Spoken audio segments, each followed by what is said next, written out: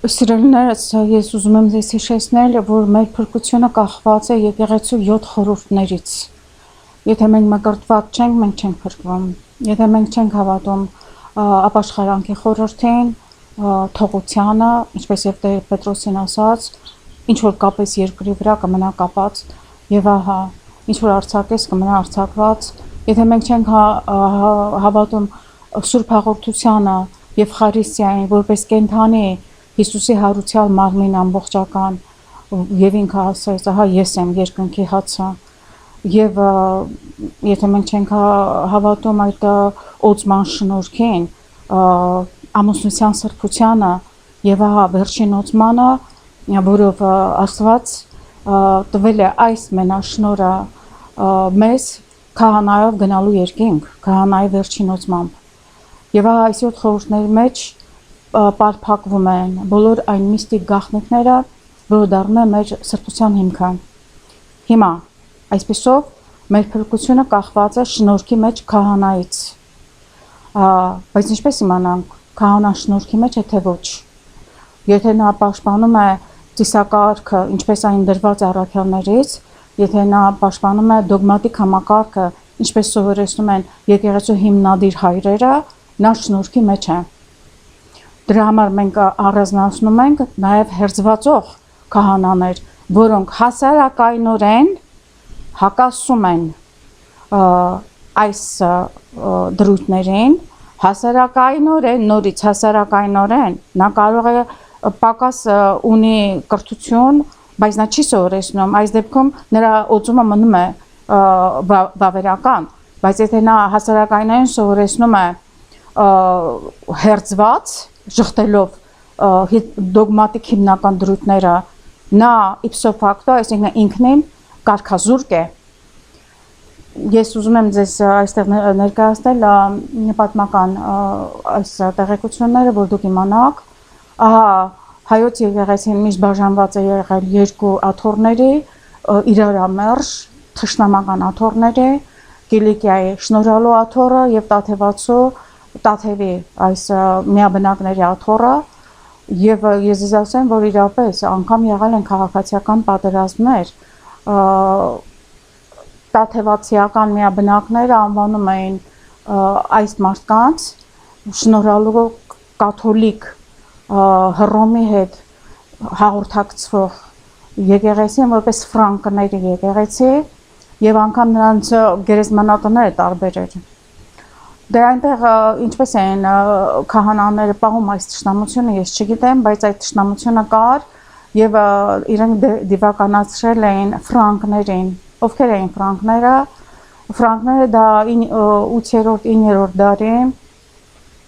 ֆրանս-գերմանական ցեղերն էին։ Եվ նրա փաստորեն թշնամությունը սկսվեց այն պահից, երբ որ Չարլեմայն կոչվող Չարլ թագավորը միապետը, որը գերմանա ֆրանսիացի այս ֆրանկ ներկայացուցիչներ միավորեց ամբողջ եվրոպական ազգերին որպես միամետ ուժով, որպես միապետ, եւ ահա նաեւ նա արգելեց հեթանոսական կարգերը։ Եւ հավանաբար այս ալիքը եղել է նաեւ հայկական Կիլիկիո թագավորության մեջ, որտեղից էլ առաջացել է այս կիսահեթանոս միաբնակների թշնամանքը դեպի ֆրանկները եւ մշտապես նրանք փաստորեն կոչվում էին ֆրանկներ, բայց Չարլեմայնից հետո միապետը նաեւ մեծ արտոնություններ տվեց պապին, այսինքն հաստատեց Քաղքեդոնի կանոնը, առայն որ եկեղեցին դա միապետություն է, պապ, եպիսկոպոսներ, քահանաներ, սարկավագներ եւ ժողովուրդ, այսպիսի ուղղահայաց կարգով եւ ահա եպիսկոպոսները որոշում են, պապը հաստատում է, այսպես է եղել փաստորեն ամբողջ ընթացքում, միջև որ այդ սկիզբը բաժանումը եղավ եւ ահա ամեն մարդ ինքը պապը իրեն հռչակել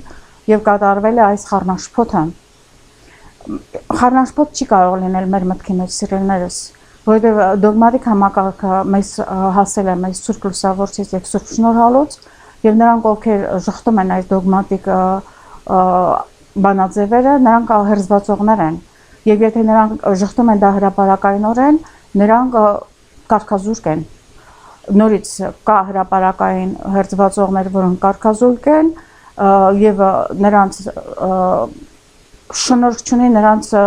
ծառայությունները Սուրբ հաղորդությունը չի վերափոխվում Հիսուսի կենթանի մարմնի եւ արյանը եւ դուք դառնում եք հացապաշտ եւ դիվահարվում եք։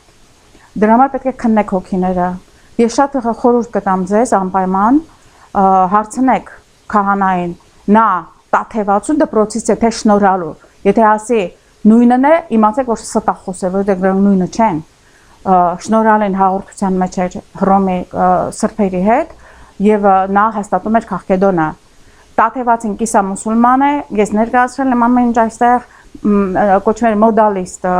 աղանդավոր, նա չի ընդունում դոգմատիկ առանցքային կետերը, ինչպես որ երեք անձերը ներկայացում էին մեկ բնությամբ Սուրբ Երրորդություն եւ մարդացած Աստվածը ուներ երկու բնություն, մարդկային եւ աստվածային բնություն, որոնք հնարավոր չէր բաժանել եւ հնարավոր չէր դրանք խառնել, դրանք տարբեր բնություններ էին։ Ճիշտ ինչպես շնորհալն է սովորեցնում։ Եթե նա ասի ես տաթևացու առաջնորդությամբ եմ ամեն ինչը հասկանում, իմացեք որ նա հերձվածող է։ Մի գնացեք այդպիսի քահանայի մոտ, դուք կդառնաք հացապաշտ եւ կդիվահարվեք։ Ահա նրանք են, որ բերում են այս կռապաշտությունները, աղեբլիթ ուտելը, կրակի վրա թռչելը եւ այլն եւ սա միշտ եղել է։ Բայց բարեբախտաբար մեր եկեղեցիների 90%-ը եղել են կիլիկյան, հռոմկլական սիս աթոռով կապված սրբերի հետ, համաշխարհային սրբերի հետ եւ մշտապես իրենց ձեռքը պահել են այդ պուլսի վրա, գնացել են ճիշտ ուղղությամբ։ Հիշենք Նարեկացու հալածանքները, փախել էր ինքը լեռներ, սկսած դեռ խորենացուց, որ ջրաղացում էր պահվում։ Ահա ես ներկայացրել եմ ամեն ինչ սիրելիներս, եւ շնորհալի եւ հաճախապատում 1700 տարի ոչ մեկը այն չէր հաճախապատումը չէր թարգմանում, որովհետեւ դա շատ բարդ գրաբարի իմացություններ էր պահանջում էր նաեւ կյանքի նվիրում, ամբողջ կյանքի ապաշխարանք, որպեսզի Աստված լուսավորի մեկին, որպեսզի ահա այդ գանձը, կարող եմ ասել գանձը, որի հիմքն է մեր եկեղեցու, վերջապես տրվեց մարդկանց, դուք այն պետք է անգիր իմանաք։ Հիմա սիրելիներս, ինչ է կատարվում հռոմեական կաթոլիկ եկեղեցուն, որի ամբողջ քրիստոնեության կենտրոնը Հռոմն է ի Սուրբ Պետրոս։ Ինչպես է կատարվում, որ քահանան զրկվում է շնորհքից։ Նորից եմ ասում, եթե նա հասարակայինորեն հերձվածող է, նա արդեն շնորհազուրկ է, բայց եթե հասարակայինորեն հերձվածող չէ եւ ահա աստիճանաբար լինում է շնորհազրկումը, դա մի process է, որը մենք չենք հասկանում, որովհետեւ ես լինելով այստեղ Միացյալ Նահանգներում եւ տեսնելով այս սրբապղծությունները հայ եկեղեցում, ես դադարեցի գնալ այնտեղ եւ կռվում էի հռոմեական եկեղեցիների ներսում պաշտպանելու դիսակարգ ինչպես այն կա լատին ծեսի վրա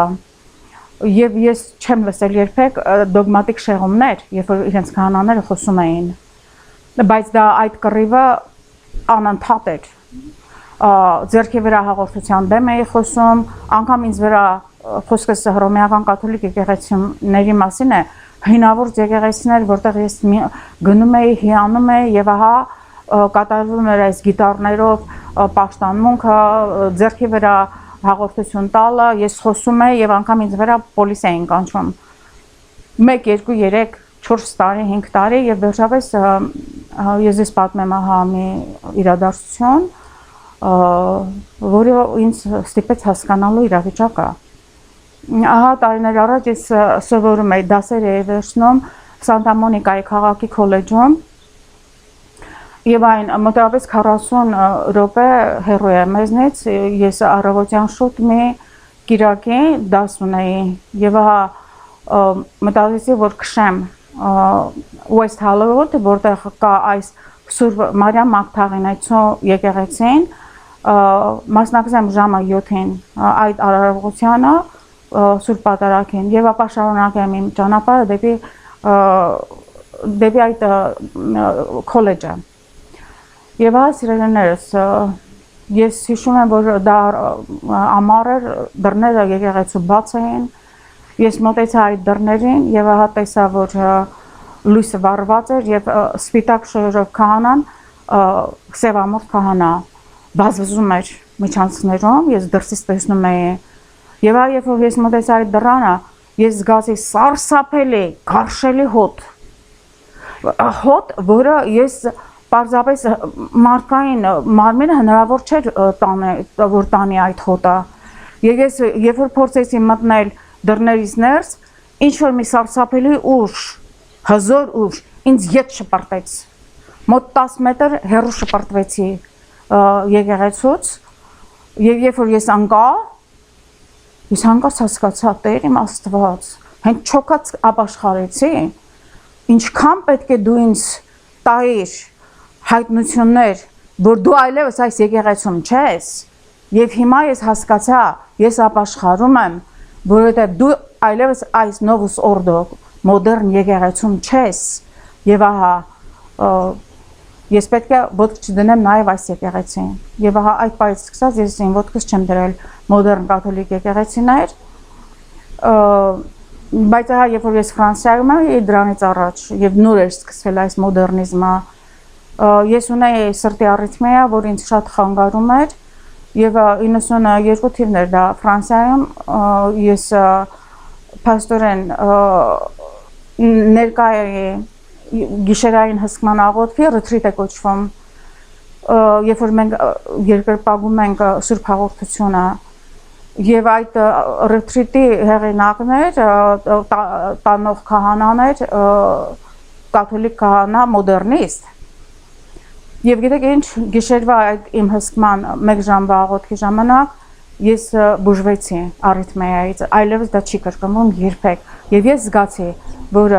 շատ մեծ թեթևություն իջավ ինձ վրա, եւ այդ էր պատճառը, որ ես իմ ոտքը պահում էի Novus Ordo եկեղեցիներում, այս մոդեռն, որովհետեւ տեսել էի հրաշք։ Բայց ահա, հիմա ասելիքս ինչ է, այն որ մենք չգիտենք, թե այդ զարգացումը ինչպես է լինում, որ ահա ի վերջո քահանան զրկվում է շնորհքից եւ խորանի վրա այլևս Քրիստոսը կենթանի ներկա չէ։ Մենք չգիտենք այդ ինչպես է լինում։ Դրա համար ամեն մի մարդու հետ Աստված ինքը աշխատում է, եւ եթե դուք գիտեք խոնար քահանա Հայաստանում եւ գուցե եւ այստեղ, որը չի խախտում ծեսը, որովհետեւ ըստ Բարսեղ կեսարացու կանոնի, եթե քահանան բացարձակ հերձվածող է, նա շնորհքի ձուկ է, եթե նա ապրում է հասարակայնորեն մահացու մեղքի մեջ շնացող է, ասենք, նա շնորհքի ձուկ է, եթե նա հաղորդություն տալիս է ձեռքի վրա, նա շնորհքի զուրկ է, բացի մի դեպքը, եւ այդ մասին չեմ ուզում արդեն խոսել, իմ այս տեղ ներկայացված է այս Facebook-ի մեջ, եւ ահա դուք չեք կարող գնալ հիմնադիր հայրերի կանոններին հակառակ, եւ այսինքն թե կարող է Հայաստանում նույնպես մի քահանա շնորհազուրկ է, եւ երբ որ դուք գնում եք նրա ծառայություններին, նրա Սուրբ Հաղորդությանը, եւ դուք ընդունում եք այդ Սուրբ Հաղորդությունը, դուք դառնում եք հացապաշտ եւ դիվահարվում եք, այս նույն քահանան աղիբլիթ է բաժանում, այս նույն քահանան խարույկապաշտությունը, այդ Լուցիֆերի նվիրված խարույկների վրա թռչել է տալիս ձեզ խելագարություն, փաստորեն, եւ այլն եւ այլն, բայց եւ կարող է լինի քահանա, որը շնորհքի մեջ է, այսինքն դուք կարող եք մկրտվել նրա մոտ, գնալ նրա ծառայություններին, տեսնել, ընդունել նրա Սուրբ Հաղորդությունը եւ այլն, այսինքն թե դուք պետք է քննեք եւ Աստված ձեզ պիտի առաջնորդի խոստովանության, ես իմ ժամանակ Հայաստանում ոչ մի քահանա անձնական խոստովանություն չէր անում։ Ես առաջին անգամ խոստովանվել եմ այստեղ Արքեդիայի SSPX ուրեմն եկեղեցում Father Ward-ի մոտ,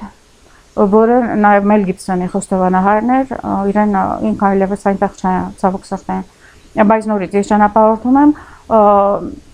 տարբեր ուրեմն Սան Պեդրո քաղաք, Վիրջինիա, Front Royal, որտեղ կան մաքուր լատին ծեսի Սուրբ Պետրոսի եկեղեցիները եւ մեծ օրհնություն եմ ստանում այնտեղ։ Այստեղ Միացյալ Նահանգներում ես կարող եմ ասել, որ չկա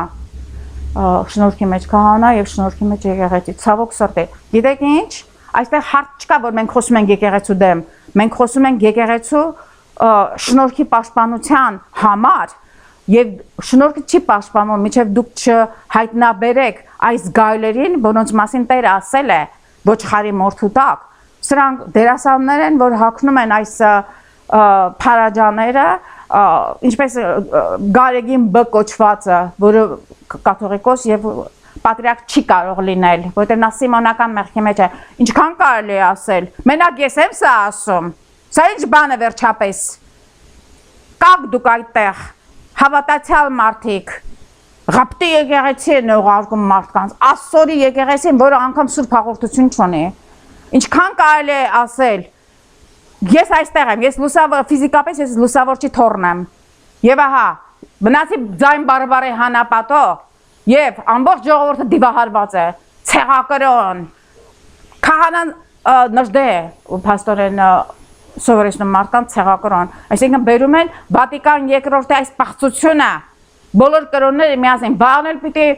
Էջմիածնում հիմա փակ է։ Ինչու՞, որտեղ երևի սրա են սարքում այնտեղ մեջիդ, որպեսզի դուք մուսուլմանների տաղոթեք։ Զգուշ եղեք, սիրելիներ, զիջում չկա։ Ուղղափառ հավատքն է մեր փրկության երաշխիքը։ Եվ եթե քահանան ուղղափառ չէ, պիղծ է, դուք չընդունեք նրան որպես քահանա։ Իսկ ինչ անել, եթե շնորհքի մեջ քահանա չկա։ Դիդակ են, ես առաքելական թղթեր, ես առաջին անգամ թարգմանել եմ հայերեն, կարդացեք, ասում է, եթե շնորհքի մեջ քահանա չկա, թող տղամարդը մկրտի ձեր երեխաներին, եթե տղամարդ չկա, կինը կարող է անգամ մկրտել, այսինքն թե մեր փրկությունը պիղծ քահանաներից չի կախված, հիշեք դա, մեր փրկությունը կախված է մեր հասկացողությունից եւ մեր սրբությունից, ամեն։